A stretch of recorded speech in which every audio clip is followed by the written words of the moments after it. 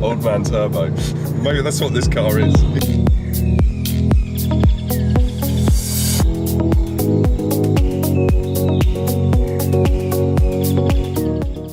Hi guys, we are back with Chris and his Golf R. This is a 12-month owner's review. You guys have been wanting to know what's happening with this car. We're back with the owner of it, and we're on some brilliant roads to see what it's like on some twisty stuff. Hello. Here he is, and he's immersing himself in it straight away. I can see this is quality. We're in North Wales. We're just south of Snowdon. Out here for our annual family Christmas trip. Chucking it down with rain, so we thought, what better than getting the Golf out and going for a rinse. This is what it's made for, isn't it? If you're in a rear-wheel drive car now, you can't really exploit these roads, but this is where you can push this thing and it doesn't really matter. Oh yes. So I've travelled the whole way up here with the family in the back. You can probably see the baby seats, but don't worry, there aren't any kids in the back at the moment. You just don't get these sort of roads in the south, do you? Not at all. And if you did, they'd be full of traffic. Yeah. We found. Well, yeah. To be fair though, fair amount of grip. Yeah, loads of grip. Have you got the same tyres on from the car when was? Still got the same original tyres, yeah. And it's done. How many miles has it done? Nearly 19,000 now. So you've done a fair old few miles in there. Yeah. Used it for all sorts. So it's been my daily commuter into work.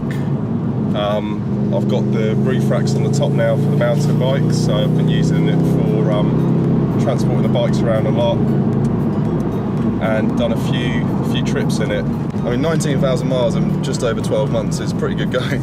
Yeah.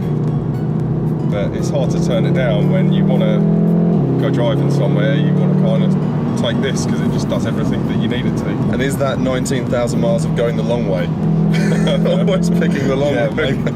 Maybe it'd be more like 15,000. Very few motorways, mainly A and B roads. So how are you finding it? Really, really enjoying it. Yeah, really enjoying it. Definitely been the all-rounder, you know.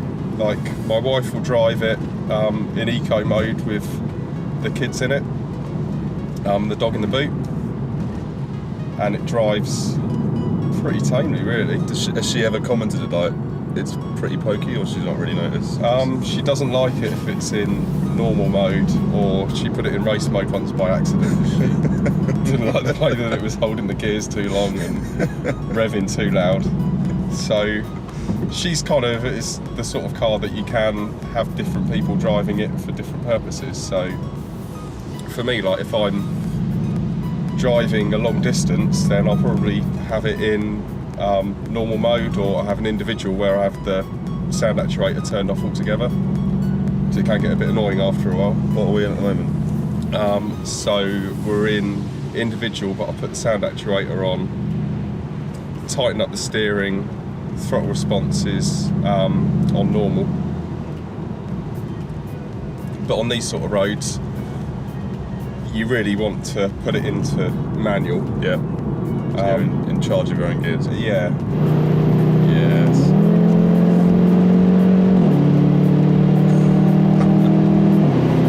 This is great, isn't it? Yeah. And the biggest problem that I found is just finding roads to drive it on that suit the car. How come? Because it just wants to go. It just eggs you on. Finding roads without any traffic on them, even if you're not going particularly fast, just like enjoying the bends and stuff. Yeah, I've struggled with, you know, because it's been so much more powerful than the previous car that I had. So do you find it makes you drive faster to make you feel like you're driving it hard? You just can't enjoy it because when you're driving slower, it doesn't have the same, I don't know, feeling like an old school hot hatch from the old days, where you could be going like our Renault Clio, you can be going 40 miles an hour and you can feel like you're in the seat with pants on certain roads. It doesn't really feel like that. No, it feels really planted, really good grip. So it just makes you want to go faster because it's so capable. Yeah. And like the nature of the gearbox, it's like the sound of when it's changing up and down the gears. It's all part of the experience. You just go for the next gear. So if you're driving where you're just holding a gear, it sort of takes the fun out of it a little bit. The other thing that I've liked about it is that you hardly see any around at all. In estate form, they are rare, aren't they? They really are, especially red. Like I don't think I've seen another red estate. I've seen one. I've seen a few blue ones, and I've seen a white one. But I think you're the only red estate that I've seen on the road. Yeah, and I'm glad that I've got the red. It looks really good. It does look really good. Like in the flesh, I've seen blue, black, white, and red. And yeah, I think the red's definitely the one that sets it off. Yeah. Black looks a bit like a hearse.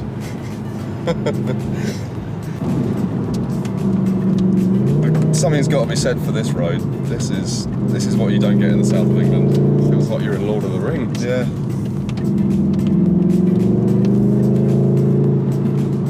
And this is the perfect car for this sort of weather, isn't it? Not like silly supercar power, but fast so that you can really deploy it, and also lots of grip. Yeah.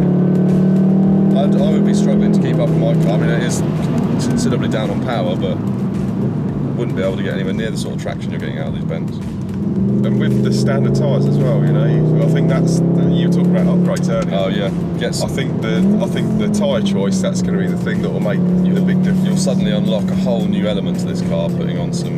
I think you should go for Michelin Pilot Sport 4S's if you. No, it'll have to be Super Sports if you can find them. They are, yeah. That's the ones, yeah. I think when I was like looking around for which options that I wanted on the car, I was lucky to come across this, which had pretty much every option on it. But now if I look at each option and think, would I want the car without it? I don't know if I'm just a bit spoiled now, but the upgraded sat-nav, definitely I wouldn't want the car without it, because you wouldn't get Android Auto, which is so good. Stereo, don't know what the standard stereo sounds like, but the Dyne Audio sound is really good. Heated seats, yeah. Like all the cold weather that we've had recently. Do you find yourself using them quite a lot? Yeah, all the time. Like especially if I go to the gym first thing in the morning, it's so nice to get in and just turn the heated seats on. Leather seats, I think they're just going to wear much better than cloth seats. I can't see any wear on them really at all. They're not even like that shiny considering. They're super comfy, and I know they're the same shape as the standard, but you just get so much support from them. And the thing that I haven't really made that much use out of, because I've got the roof rack on the top, is the panoramic sunroof. But even with the roof rack on the top, the amount of light that it lets in just makes the car feel so different to if you've got it closed off. Yeah.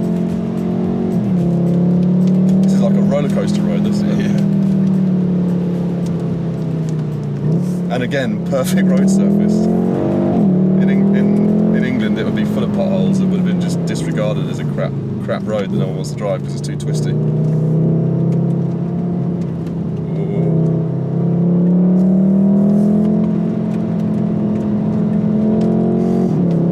Sort of road that you think you're hacking along and a local comes past you in a Citroen Berlingo. Right, here is the Citroen Berlingo itself. Got here before you, mate. It's almost as if we planned it. 19,000 miles in and Chris needs to learn how to use the launch control. Don't know what that says about me. This is such a middle-aged thing to do. Launch control in the manual.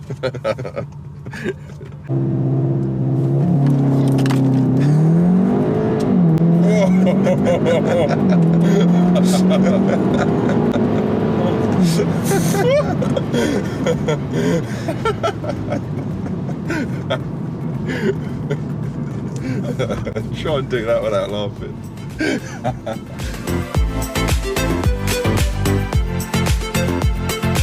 Anything you'd change about it? honestly, on the inside? I don't think so. Don't think so. I did think about exhaust options, but realistically, it's a fair old bit of amount of cash yeah, to put into a car, which probably will make it a little bit louder, but then will it make it more droney on your daytime stuff, like day to day? But it wasn't even really about the noise. It was just about getting rid of the fake exhaust tips at the back, and I figured really it was the vanity option then, like just knowing that actually you ain't doing it too back there. But now I've run the car for obviously like this many miles. You can see that only 2 of the exhaust pipes are like coked up now.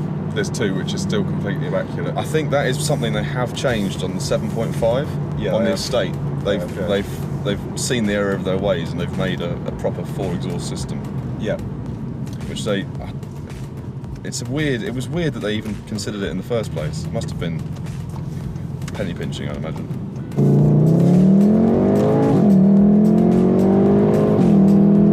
DSG fart.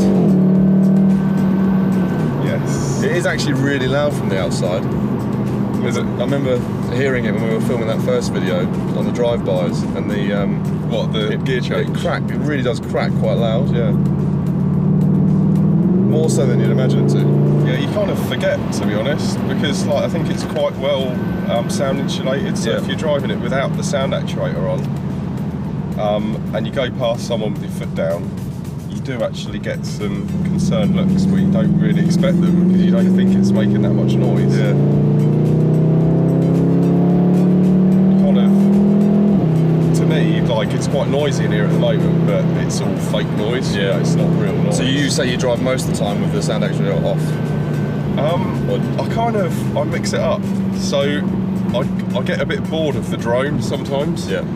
So if I turn it off, you can hear like the turbo whistling, which is nice. Like especially if you've got if you're in the summer and you've got the sunroof open.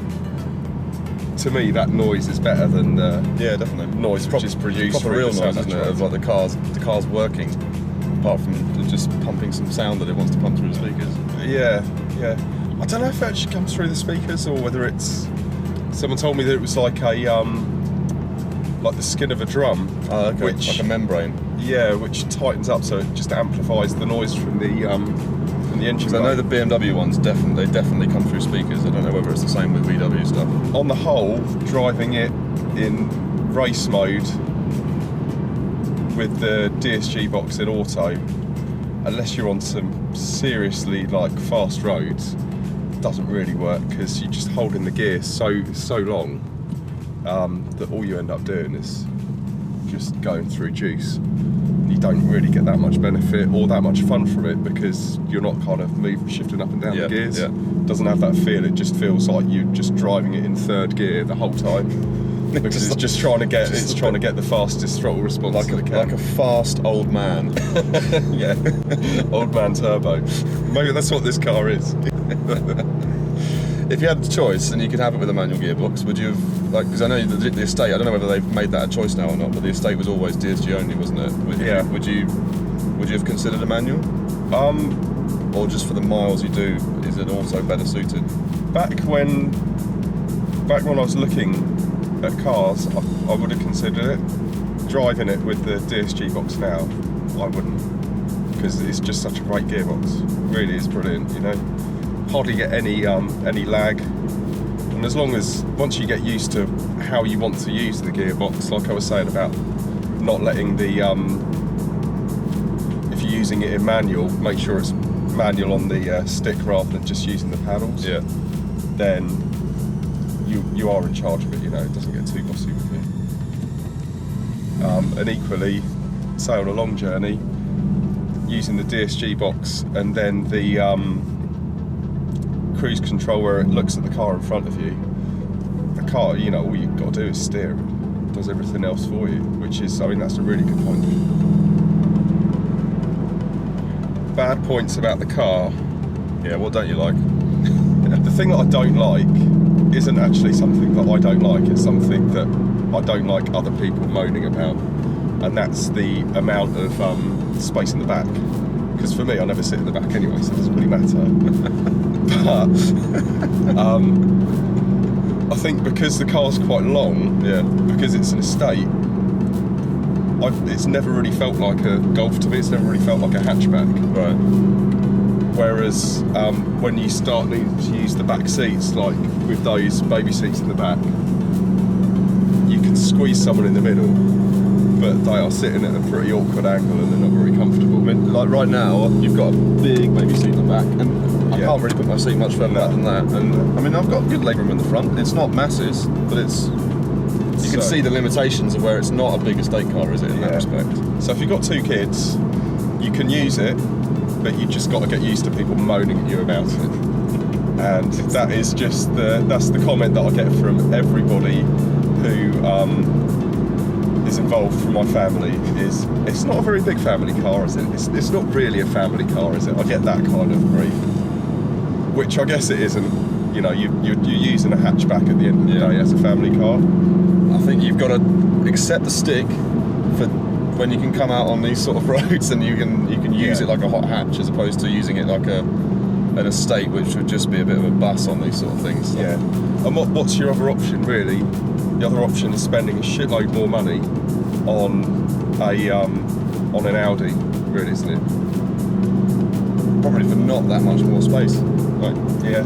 And I know this isn't the kind of the best looking estate car out there, but I think it looks better than an S4. Not as good as an RS4, but then you're paying a hell of a lot more money, and you're losing some of the benefits that you get from this, like the fuel consumption stuff. You know, it's not nearly going to be as practical as an everyday car. You've got to be a proper petrol head for that. Yeah. And it definitely surprises people. You know, like I had someone in the car who has a Jag XKR, so supercharged V8, big engine car. They got in it and said, "Oh right, well, show us what it does then." And they couldn't believe that this was basically a Golf. You know, it's really capable. And then when I found out what fuel consumption that they were doing in their Jag and how much the tyres cost, even more smug. I just laughed the whole way up. And he wouldn't be out today. No, he says it's absolutely undrivable in the wet. Absolutely undrivable. Just the wheels are just spinning the whole time. Yeah. And would you, like now having had it on 18s the whole time, good choice, or would you have considered the 19s? No, good choice for the 18s. Yeah, because the ride's good, and you're probably about to put some new tyres on it at some point soon, and then Wallet's going to be happier with their 18s. Definitely, and also like because I drive on B roads quite a lot where you've got potholes. I've gone through some pretty harsh potholes in this, and thought if I was on lower profile tyres, I'd probably have done the wheeling or done the tyres. So it feels a bit more practical, and the ride's firm anyway. You know, I think it rides really well. I mean, we are on like beautifully smooth Welsh roads. Why do the Welsh get such good road surfaces? I don't know. It takes the piss. Maybe it's because no one using it. But yeah, I think with a lower profile tyre, it would be another thing that I'd get grief for, because people would be moaning about the ride. You say people. I'm fairly sure it's just one person. Well, my sister, your wife. Yeah. The in-laws. And the in-laws. Okay. So like, as a mixed car, it's doing pretty much spot on 30 miles to the gallon as well, which is pretty good considering that the majority of the miles that I've done have been on A roads and B roads. And if you're driving it on the motorway, like the trip up here from Sussex up to North Wales, so a mixture of motorways, A roads and B roads, that returned about 36. It's pretty decent. Which isn't bad, like it really isn't bad. Is it what you were expecting? I was expecting worse. So pleasantly surprised then with what it's returning. Definitely, and that 36 was with bikes on the roof rack as well, so it could have returned 40 potentially. So overall then you are pretty happy with this? Yeah, definitely. I don't think I'd change anything, to be honest. Plans? Gonna keep it for a bit longer? Like you usually sort of change them every 2 or 3 years, don't you? I'll keep it for another 2 years. The finance is done, and then depending on how it works with bigger children at that stage, I'll have to make the decision. But I think it will probably become more usable as the baby seats go. So Yeah. if I can keep it for 4 years overall, then I'm laughing. So stay tuned for more updates with Chris and his Golf R. You haven't had any problems with it actually, have you? Like there's no any issues No, it's going to the garage? had its first service, due another service soon. And passed with flying colours, no problems whatsoever. So reliability, big tick. Yeah, really reliable. Just good all-rounder, I guess the one last thing to say, would you recommend it as someone's sort of a small estate car? I think you probably know the answer to that. Yeah, definitely, without a doubt. So if you think about getting one, go out and get one, because it's a great little mini estate. See you soon. Cheers.